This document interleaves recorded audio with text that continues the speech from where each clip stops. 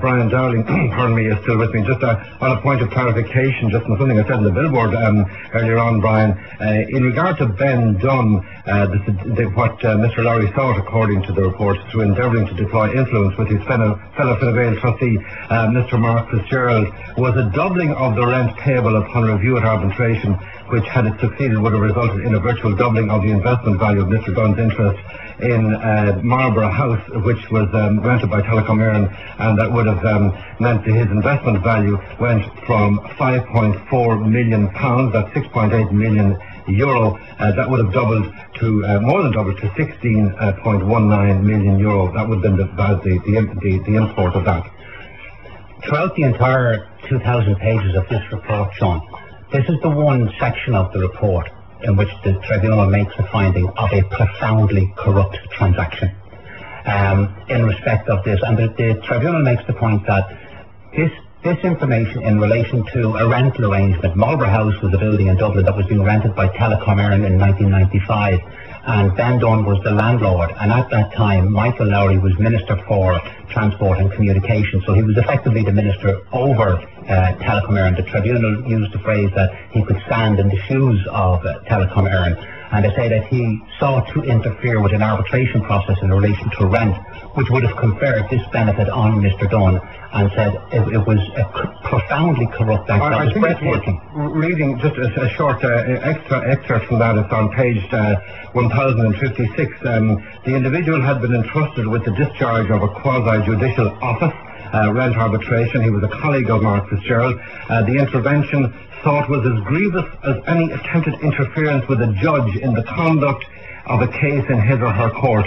In the light of those events in which Mr. Lowry was prepared to prefer the promotion of private interests over his public duties as a minister, it is unsurprising that he was also subsequently disposed to intervene in the adjudicative process being undertaken in respect of the GSM license competition.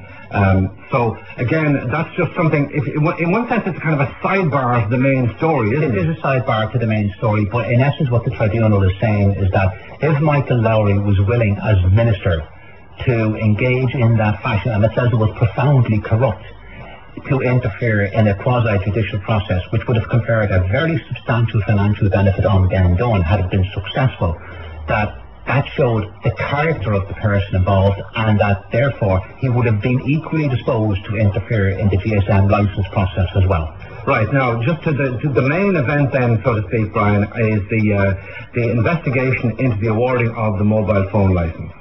Okay, I think the first thing that has to be said, Sean, is that although this report is extremely long and is very detailed, there is no conclusion that the awarding of the licence itself was a corrupt act. The tribunal stopped short of that. But what it does say is that almost in every other respect, both if you separate this out into the process that was involved in the licence and the money trail that went alongside it, it says that the process was flawed. But critically, there were changes made in the process. For instance, there was to be a quantitative element as to how the applicants were judged, and this then became a qualitative way of doing it. There was a regular use of the weightings for the various categories in the application, and there was a project group within the civil service of I think 10 people who were effectively to manage this process. And the report says they effectively became redundant. They were sidelined by Mr. Lowry. And they then say that at various stages throughout the process, he intervened to obtain information about what was going on, what was happening at different stages. And on 2 occasions, he conveyed that information to Dennis O'Brien.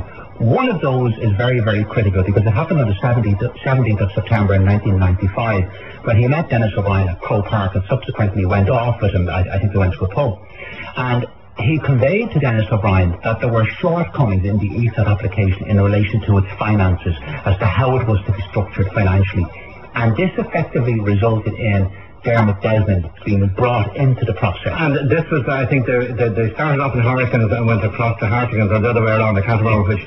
They insisted, both of them, in evidence of the tribunal, that they merely discussed the match for half an hour. Yes, they had been at the match with Croke Park. But at the same time, the judge concludes, Mr. Justice Moriarty, that Lowry gave O'Brien vital information and assurance, comfort I think was the word used, yes, to the effect that he needn't worry too much about bringing Desmond into the process. Exactly, and the phrase that the judge uses is, he says that the nature of this action was profoundly reprehensible. Now the report also finds that subsequently, when the team went to look at what stood behind Dermot Desmond's money, like how solid was this, how good was it, that ultimately this came down to a meeting by a number of officials that was undocumented and had no written report, and it relied ultimately on a guarantee from Anglo-Irish Bank, which was given that Dermot Desmond was good for, I think, £10 million at the time. It is very, very critical of Michael Lowry in several instances, particularly in terms of his interference with the process. And again, the project group looked for an extra week, was it, because there was some internal debate going on of a fairly intense nature? This time period becomes critical because we're now moving into the period of October 1995 when the licence is about to be awarded. And the project group wanted another week or so. Michael Lowry guillotined that process. But the Secretary General of the province told them, yes lads, you can have the week, but Michael Lowry guillotined the process with a view to expediting the matter going to Cabinet. And what it says at this stage is crucially important, because basically the report says that he misled the Taoiseach at the time, John Bruton, and the Taoiseach to Dick Spring as to what was actually going on. He effectively led them up the garden path. I mean, saying it was a clear-cut outcome. That this was the absolute outcome. But the report says that he deprived the Cabinet of their right and their entitlement to scrutinise the result, to ask questions about the results, to effectively deal with it in whatever way they wish. And there would have been a period of, 4 to 6 weeks, I think the report says. And he makes the point that I think the phrase he uses, Justice Moriarty, is that he overreached his Taoiseach, his leader, John Bruton, in effectively conveying to John Bruton the impression that the government and the Cabinet had no discretion whatsoever in relation to the outcome of this process. And again, the fait accompli. He repeated, according to this section, the groundless rumours in relation to the second-rank consortium and the former Fianna Fáil politician. Brian, jog my memory, has that former Fianna Fáil politician ever been identified? I don't think so, not to my recollection, Sean, no. But certainly, again, the judge referred to this, that Michael Lowry put this groundless rumour out there. Into his own department as well as the early stages. And into the political sphere as well. There would be a nest egg for individuals. For a nest egg, if the persona consortium were to win. Right, now what about payments then to Michael Lowry from Dennis O'Brien? Because there were long, endless sessions of evidence about places like Doncaster, Cheadle, Mansfield, but what's the core of the conclusion? I think the best way to come at the core is maybe to come from the end result of what the tribunal says about the nature of the payments, first of all.